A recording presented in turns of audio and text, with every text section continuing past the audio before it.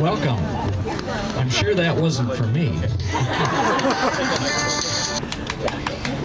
What's up? Okay, I thought we would start with a little singing while people are still gathering here. And we did this the last time we were here, and there were about 800 people out here. So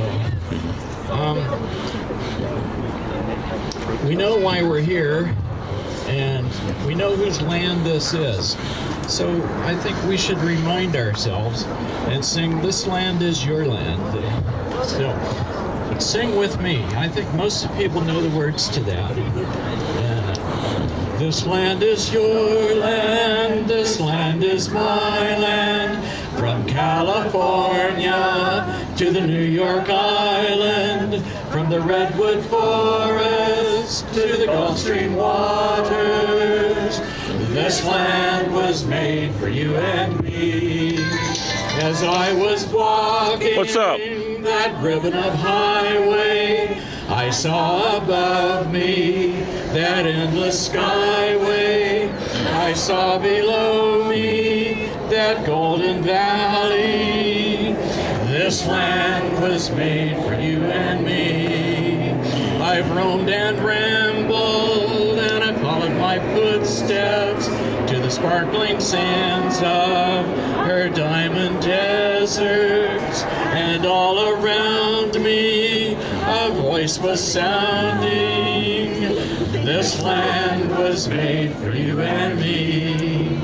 When the sun came shining and I was strolling, and the wheat fields waving and the dust clouds rolling, as the fog was lifting, a voice was chanting, this land was made for you and me. Okay, these are, oh God, well, I don't want to overpower him in the singing. Oh.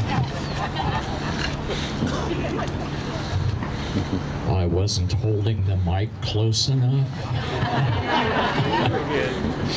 I didn't want to overpower you. It's not about me. I want people to sing out here and want to be able to hear you up here. All right.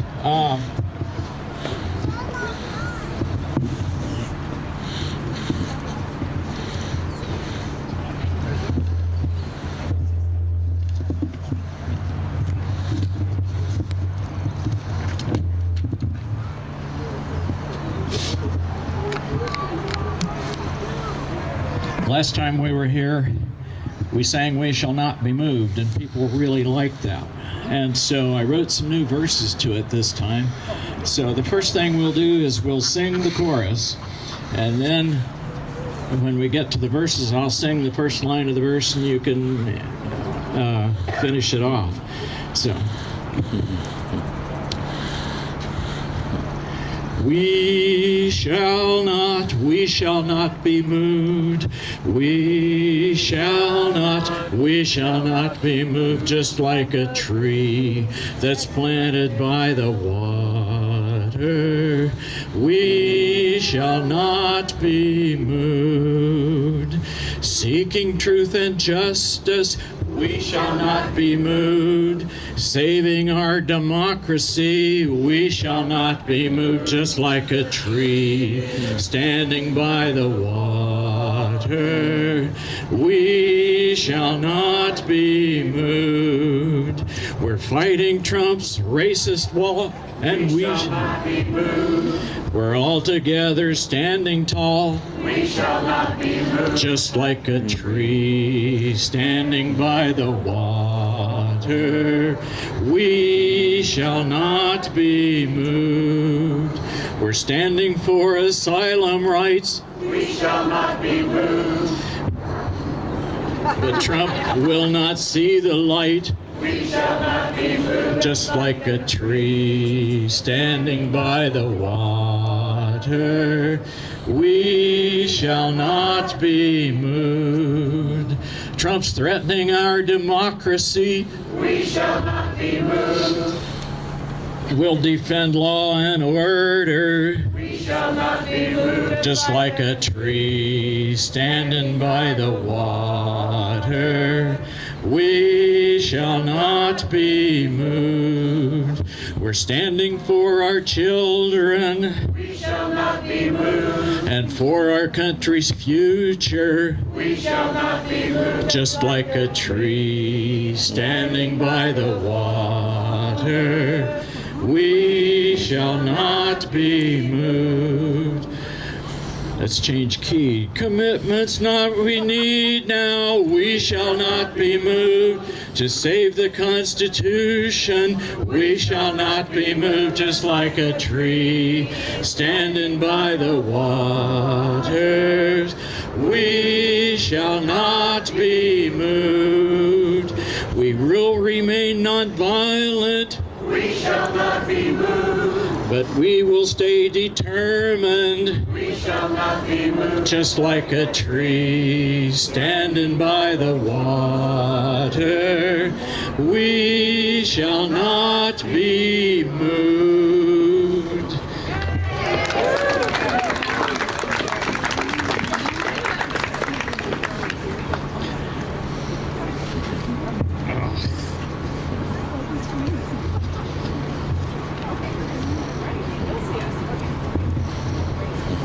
I'm going to introduce Judy here, and she has the announcements. She's sort of heading this thing up this time. She and Mary work together as kind of co-chairman of Move On, and so she's kind of running things today here. So, Judy? Thank you, Ron. Raise your hand if you can hear me. Okay, looks like we're good. Thank you all for coming. We really appreciate it. We are coming together today to defend our democracy and defend the immigrant, Muslim, black and brown communities from Trump's dangerous national emergency power grab.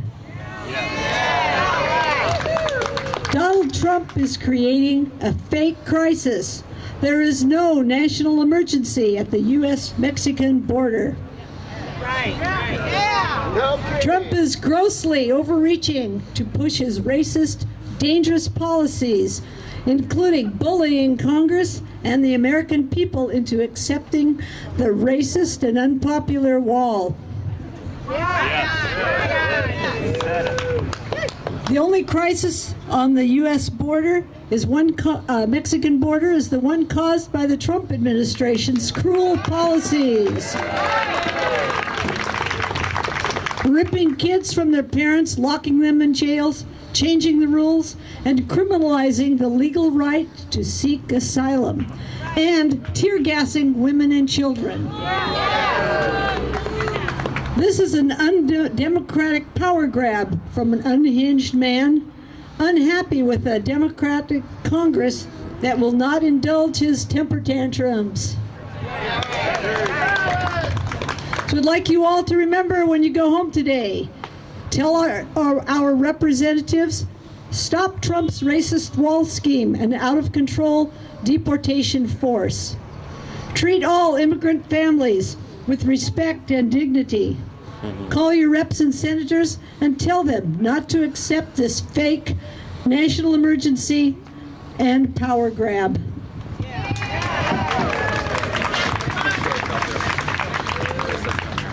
Now, each time we meet, we have expenses that the leadership team has mostly been paying for. And the big expense is the sound system. We also have to rent a generator. We have never asked for any help before, but today we are requesting that if you are able to give a voluntary donation of a couple dollars, we have people with orange vests, and they will circulate among you with a red container. So thank you very much. Thank you for any help that you can give us. I'm really interested in that because this sound system or the generator's on my credit card today. Well, it's time for me to introduce our speaker, Carlyn Long. She was the Democratic nominee for Congress, 3rd District in 2018. She lives in Vancouver and teaches at WSU Vancouver. She grew up in Oregon, attending Brookings Harbor High School and the University of Oregon. She worked at her family's produce store and helped pay for her college by working as an assistant produce manager at Safeway. And she received a PhD in political science at Rutgers University. In 1995, Carolyn was hired by Washington State University. She has worked there ever since, both as a professor and in several administrative and leadership positions. She has received many awards, including the Washington State University's President's Award for Leadership and Engagement. And in 2017, she was honored as a woman in the community who has promoted civil discourse, teamwork, collaboration, and cooperation. We are proud that she has stepped forward to carry the banner for change in our congressional district representation. Please welcome Carlyn Long. Thank you. Let me begin by thanking Move On for inviting me here to speak to you and for getting me out of retirement. It was a short retirement. I also want to mention that my views don't represent Washington State University Vancouver, but rather I'm here with you as a fellow citizen concerned about what is happening in the presidency. So let's begin by honoring the presidencies that we've had in the past, in particular George Washington and Abraham Lincoln. These are men who served office humbly and responsibly, and they're ones that we emulate and hope to emulate in the White House every time we have an election. So I thought I would begin with a quote from one of them, and I'll end with a quote from another, just to remind us about what good presidencies look like and ones that we're honoring today. George Washington said, and I think this is notable for this afternoon, "If freedom of speech is taken away, then dumb and silent we may be led like sheep to slaughter." It's important we remember how important freedom of speech is, and we're doing that today as we gather here at Esther Shore Park. He also said, "Guard against the impostures of pretend patriotism." So let's begin with that. I did a Facebook post the other day, my first step out of retirement, on the emergency declaration. And one of the things that I mentioned is that often on the campaign trail we hear candidates talk about patriotism and rule of law and the Constitution. But often we invoke those words, but we don't necessarily see it in the actions of individuals. And I would argue that we're not seeing it in the actions of the President of the United States with his emergency declaration. So that pretend patriotism is something we have to be wary of, but I think we also need to emulate good patriotism by voicing our concerns when we see a presidency out of control, by being involved in our community like we are today. So I do want to talk about that and speak about where I think we've gone astray. As many of you know, I teach constitutional law at Washington State University. And over the last 20 years, I've talked about how the presidency has been growing in power at the expense of our representative forms of government, particularly Congress. And so this has been happening for decades, but we've really seen it accelerate under the presidency of Donald J. Trump. And it's done so in a dangerous, scary way that I think threatens the very roots of our democracy. And one of the things that I mentioned in my posting is that it's unfortunate that this has occurred with the complicity of members of Congress, right? Yeah. It's not just the president who has done this power grab, but it's actual leaders in Congress as well as members who've allowed it to happen. I see a gentleman in the back has got McConnell GOP gutless sign here. Mitch McConnell's been known as an institutionalist, somebody who really does care about the institution of Congress, even if you disagree with his views.